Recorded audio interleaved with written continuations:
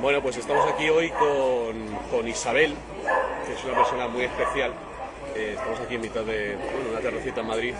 Vamos a hablar de visiones en el sentido estricto de la palabra, de poderes que se han considerado paranormales, pero no lo sean tanto.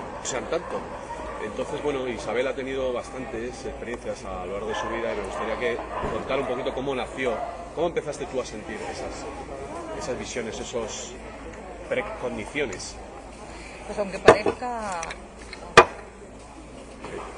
extraño, aunque parezca extraño, es desde siempre, desde pequeña. Yo veía una cosa muy curiosa, yo iba por la calle y iba viendo como ciudades, como otras cosas diferentes a lo que había. De repente veía ciudades de color azul, miraba hacia el frente y veía como otras personas. Pero sobre todo veía ciudades extrañísimas. ¿Estás hablando de cuántos años? Pues yo era muy pequeña, con 5, 6, 7 años.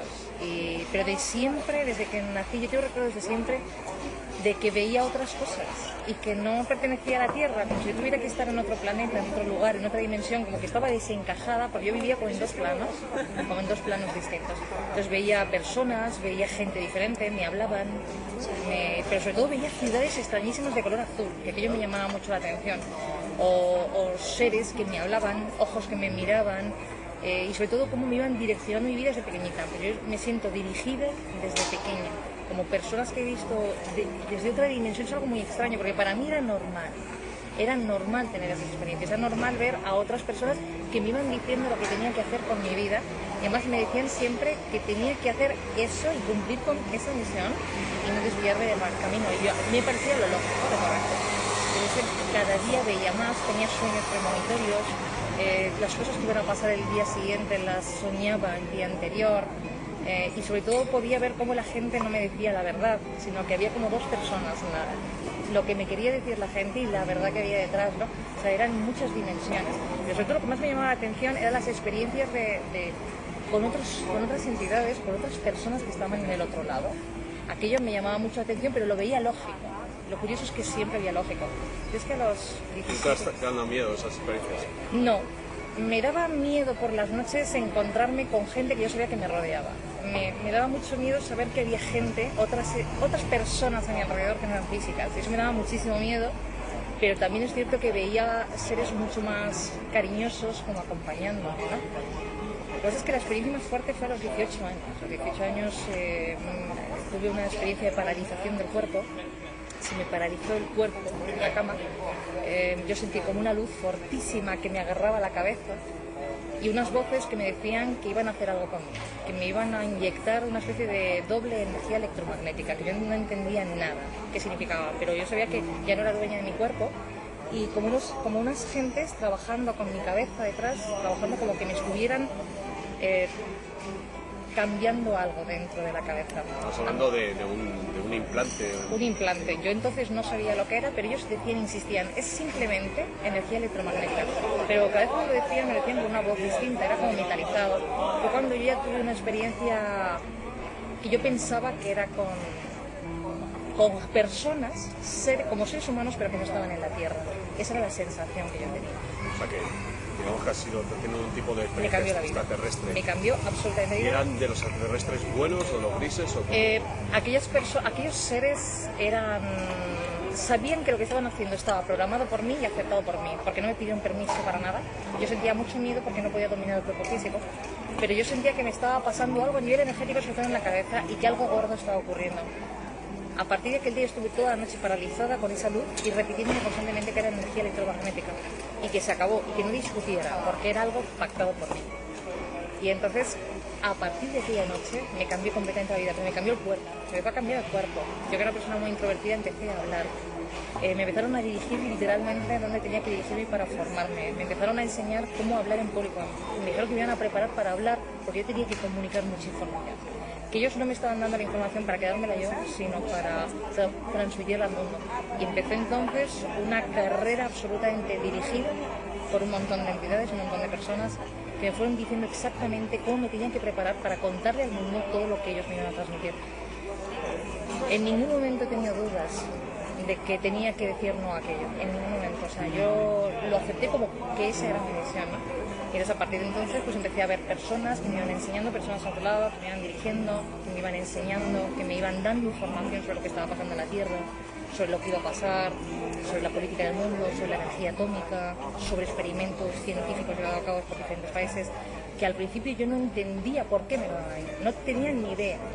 Y que a lo largo de los años pues fui descubriendo por qué. Simplemente pues porque parece ser que yo había hecho un trato con ellos me formaban para hablar y yo comunicaba lo que yo ya sabía, ¿no? ¿Y eso en tu vida práctica diaria en qué se ha traducido? Nos ha traducido en dedicarme desde siempre, toda mi vida, a transmitir la información que me iban contando, que ellos me iban dictando. He visto científicos que me hablaban desde otro lado. He visto científicos que estaban muertos pero que me estaban dando información sobre energía atómica desarrollada a partir de la Segunda Guerra Mundial. He visto gente que estaba en lugares blancos, lugares como lugares de luz redondos, muy extraños, donde había médicos que son los que me dirigen o los que me enseñan a tratar a la gente actualmente en mis consultas. He visto muchas personas que me han ido dando información, me han ido enseñando, me han ido formando. O sea, yo me he formado profesionalmente con ellos, con esa gente del otro lado. Y me dedico a atender a la gente, a asesorarla, pero sobre todo a transmitir información que la humanidad tiene que saber. Parece ser que cada vez hay más gente que ha tenido la misma experiencia que yo, porque yo me encuentro con mucha gente que le pasa lo mismo que a mí, pero como que había una necesidad de hablar, como si nos estuvieran formando para hablar, para transmitir una verdad que atañe a todo. En el mundo de la medicina, en el mundo de la política, en el mundo de la economía, en el mundo personal. Algo muy fuerte, tan fuerte que tengo 41 años y no he dejado de cumplir ni un solo día mi misión, esa misión de transmitir al mundo y de ayudar a otras personas a recibir la misma información que ellos. Yo enseño a la gente a desarrollar la intuición para conectarse con esa información, porque hay verdaderos paquetes de información a los que puede acceder todo el mundo. ¿Puedes decir así más específicamente cómo se desarrolla la intuición? ¿Cuáles son algún punto clave? Evidentemente no lo vas a contar en 5 minutos. Bueno, pues, uno de los puntos claves fundamentales es aislarse un poquito de la sociedad, un poquito. No hay que irse al mundo, sino aislarse un poquito, empezar a darse cuenta de que a través de la respiración y a través de la atención se puede ver más allá y que todos los seres humanos lo pueden hacer. Hay muchas técnicas, hay técnicas de respiración, hay técnicas de activación de determinados puntos energéticos, como son los chakras superiores fundamentales, pero sobre todo enseñar a la gente a prestar atención a algo que está más allá, a quitar la atención de lo ordinario, y eso se consigue muy fácilmente y en muy poquitas sesiones. Se consigue solamente con que la gente se relaje y empiece a enfocar en el más allá, se empiezan a ver cosas. Pero, por ejemplo, un día recuerdo que tú y yo nos encontramos por la calle y nada más verme dice, tú estás viviendo una experiencia con una chica muy bonita y me contaste justo lo que está viviendo. O sea, ¿cómo te llega esa información así de repente? Pues porque nos encontramos ahí en la calle.